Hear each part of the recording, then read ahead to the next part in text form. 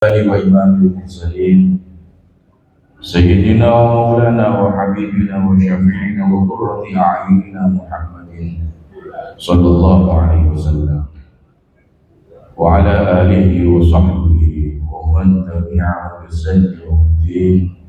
أما بعد، معاشر الأفاضل، علماء الأكارم، bapak-bapak, ibu-ibu, terutama yang hadir para pejabat di majelis yang mulia ini, wabil khusus Bapak PLT Bupati atau yang mewakili, tidak lupa Bapak tuan rumah kali ini, Bapak Kepala Polresta Pati, Pak Komis Jakawahuni,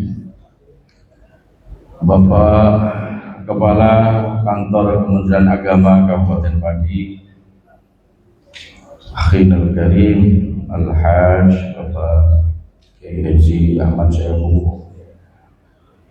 Tidak lupa ini Bapak Imam yang betul-betul imam, karena namanya adalah Imam Al-Mukramin, Imamul A'immah Al-Mukramin,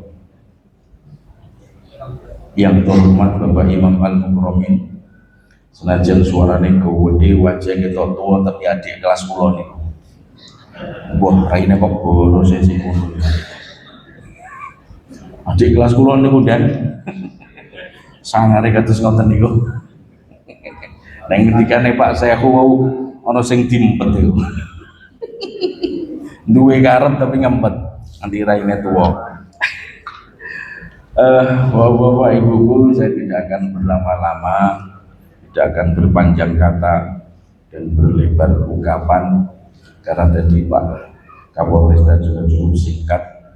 Sementara kita sudah selesai melakukan ibadah sholat tarawih malam yang ke-10, enggak 10, malah rano sing itu jebule malam ke 13, malam 10 kok menengah ini do poso kok tak. Malam yang ke-13 ya. Berarti masuk pada malam yang ke atau paruh atau sepertiga yang tengah. Kalau Rasulullah Muhammad SAW bersabda, Ramadan awwaluhu rahmah wa awsatuhu maghfirah wa akhiruhu mu'ikun minan nar. Ramadan itu dibagi 3. Sepertiga pertama adalah rahmat kasih sayang Allah turun bagikan lebih deras daripada hujan, lebih deras daripada hujan turun ke muka bumi. Wa awsatuhu maghfirah, kalau sampai bertahan sampai sepertiga yang kedua atau yang tengah, insyaallah adalah maghfirah min Allah, turunnya maghfirah dari Allah. Ibaratnya bulan puasa ini kalau Bapak Ibu ketahui, mungkin sering melihat di televisi atau di YouTube, proses namanya mendulang. Dulang ora kok dulang mangan lo ya, tapi dulang apa?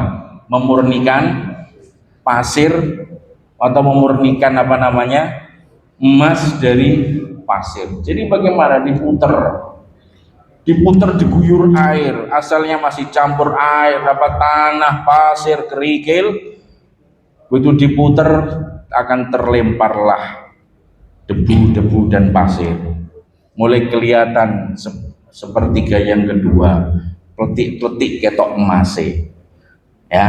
Tapi nanti sepertiga terakhir yang tertinggal semuanya sudah terlempar. Ono sing terawih wis ning ada, ono sing terawih ning gone luwes, terawih ning jane sing lanang ya pengen terawih ning masjid, tapi bolak-balik senajan Pak polisi ngono gagah iki kalah karo bayang. Oh ya ngaku. Gagah ngono ala Pak, wis mes lantek lho. Diskon nggone ada. Akhirnya terawih saya sepi. Nah, akhirnya yang tertinggal di masjid ibaratnya adalah emas di dulang para pendulang itu, tinggal emas murni yang insyaallah kita semua di dalamnya. Amin Allahumma amin. Bapak Ibu yang berbahagia dimuliakan Allah Subhanahu wa taala, saya tidak akan bercerita banyak karena di kantor polisi tentu tugas Pak Polisi lebih besar tidak di masjid, tapi harusnya di jalan-jalan mengatur lalu lintas di tempat-tempat tertentu yang menjaga kerawanan. Tadi disampaikan ada berapa, saya hitung ada lebih dari 5, seperti adalah Pak Kapolres tadi, mulai rawan waktu sahur, waktu berbuka, waktu macam-macam.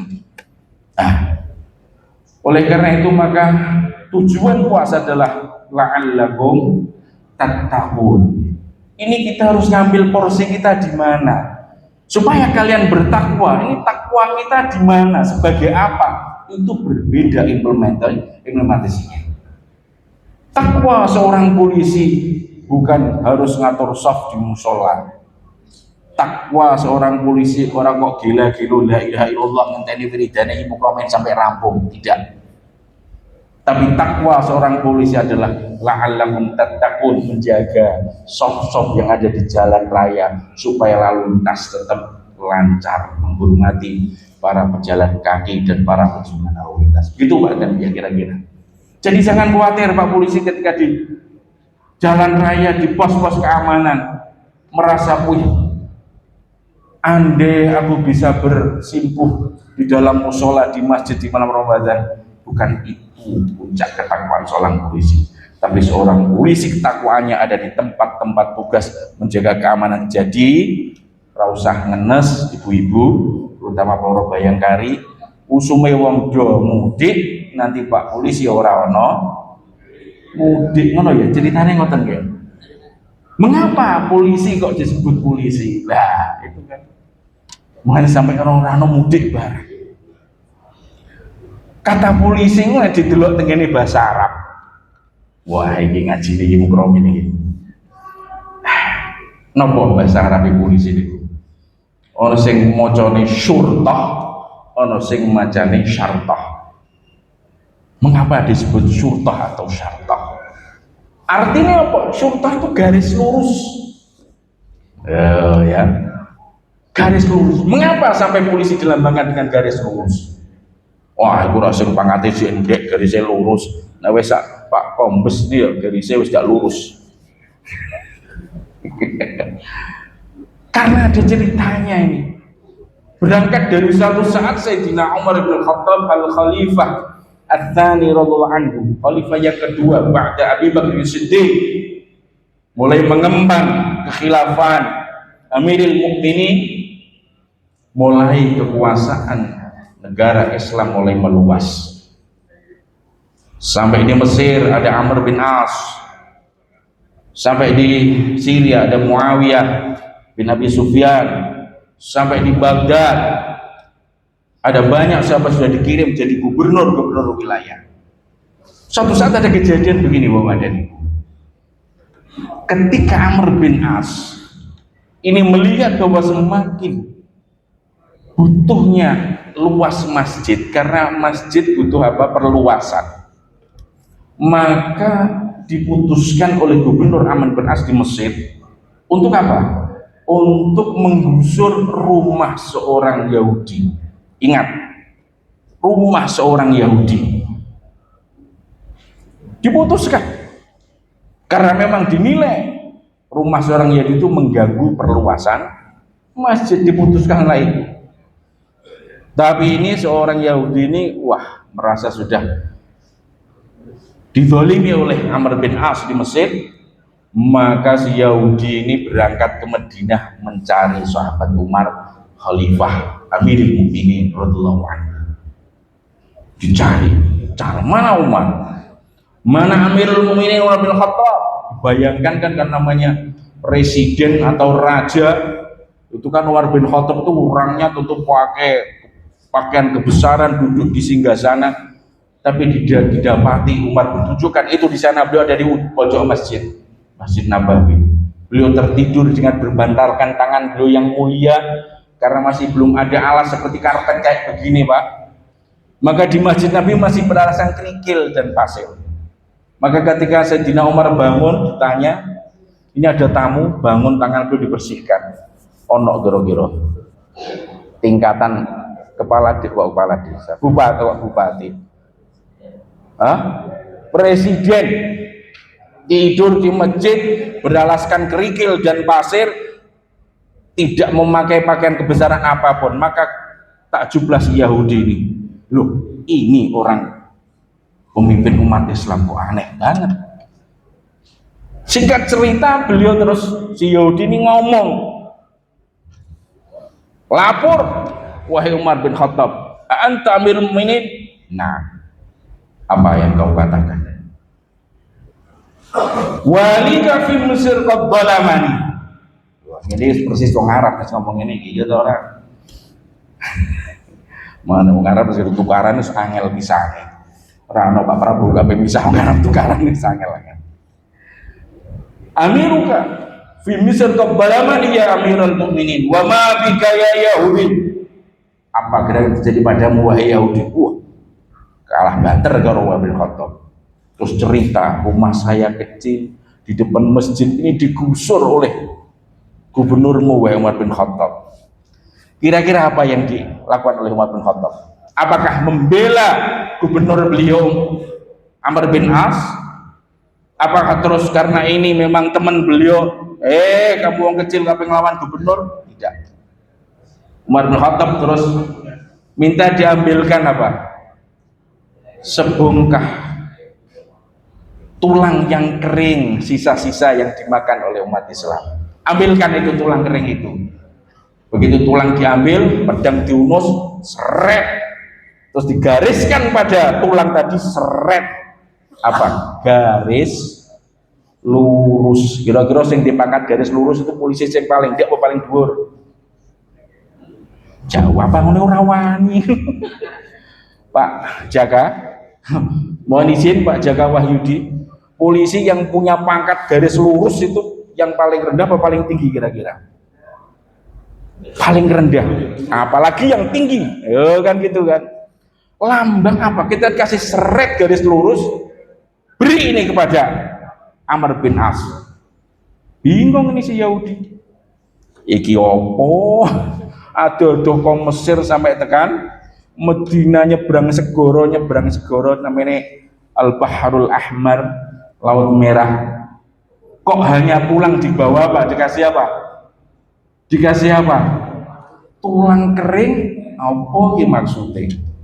Maka kembalilah dia ke Mesir. Langsung, mana Amr bin As? Saya mau ketemu. Silakan. Aku langsung aja tak terjemah, no. Saya baru pulang dari Madinah ketemu Amirul Mukminin Al Khalifah Umar bin Khattab. Apa buktinya? Keluarkanlah jadi balik jubahnya. Apa tadi? Tulang kering yang ada tanda syartah atau syurtah, garis lurus itu. Gemetar itu sekali langsung Amr bin As. Rodok, gemeter, panik menawa kudu nguyah. Apa maksudnya? Loh, kamu kok sampai seperti itu, maksudnya apa ya?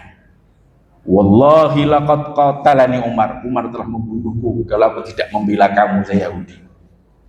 Apa artinya garis lurus itu? I'dil, berbuat adillah kamu wahai Amr bin As. Maka sejak itu tanda keadilan adalah garis lurus. Itu makanya berbanggalah Pak polisi-polisi yang masih baru dengan tanda apa? Lurus. Nah, itulah jadi syurtah atau jadi syartah. Dengan itu si Amr bin As gemetar karena mendapat apa? Ada tanda garis lurus dari Umar bin Khattab. Dan itu sejak itu pula maka dipanggil semua pejabatnya. Sekda dipanggil. Orang no sekdane. PJ rapopo. Neng pati nara PJ PLT sembah. PJ Sekda, ya Pak Sopo, yang saya dipanggil terus. Ini ada keputusan kok menggusur Yahudi ini wah mati aku udah gak diselesaikan. Langsung rumahnya orang Yahudi dikembalikan, suruh apa? Kembali tempati lagi masjidnya yang dipotong, Yahudi tetap di situ.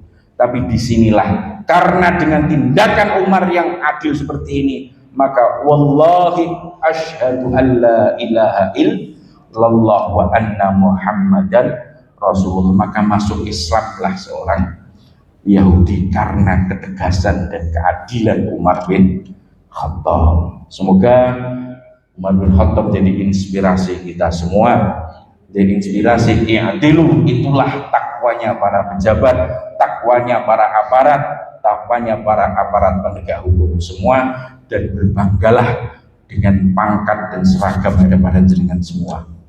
Kami tidak mungkin pakai baju jenengan, Pak, tapi jenengan pakai baju koko kados kula ngeten iki wah dihormati. Tapi nek kula rene terus aku pedi tugas nang ngene Pak Kapolresta, terus aku ngaku seragam polisi ngono, dicekel. Iki lha apa polisi gadungan kon dari. Nah, demikian yang bisa saya sampaikan. Saya mohon pangestu karena tugas saya sebagai tadi disampaikan FKUB, ketua FKUB. Tahu singkatan ketua FKUB? Belum, Ge? Forum Kerukunan Umat Beragama. Jadi memang tanggung jawab yang sangat besar sekali, yang berat sekali, tapi itu diplesetke forum sing mesti ku FKUB ku Forum Kerukunan Umat Beragama diplesetke Pak Muhtar. Fulus kecil urusan besar. Siap? Tahun depan insya Allah kami akan berkolaborasi dengan Polresta Pati dan siap insya Allah kami akan bersama dalam menjaga kerukunan ini, menopang tugas dengan sedaya dan tanggung jawab kita semua menjaga Pati. Apapun istilahnya, biarpun bumi bergoncang, Pati tetap aman, Indonesia tetap rukun. Amin. Demikian yang saya sampaikan. Wassalamualaikum warahmatullahi wabarakatuh.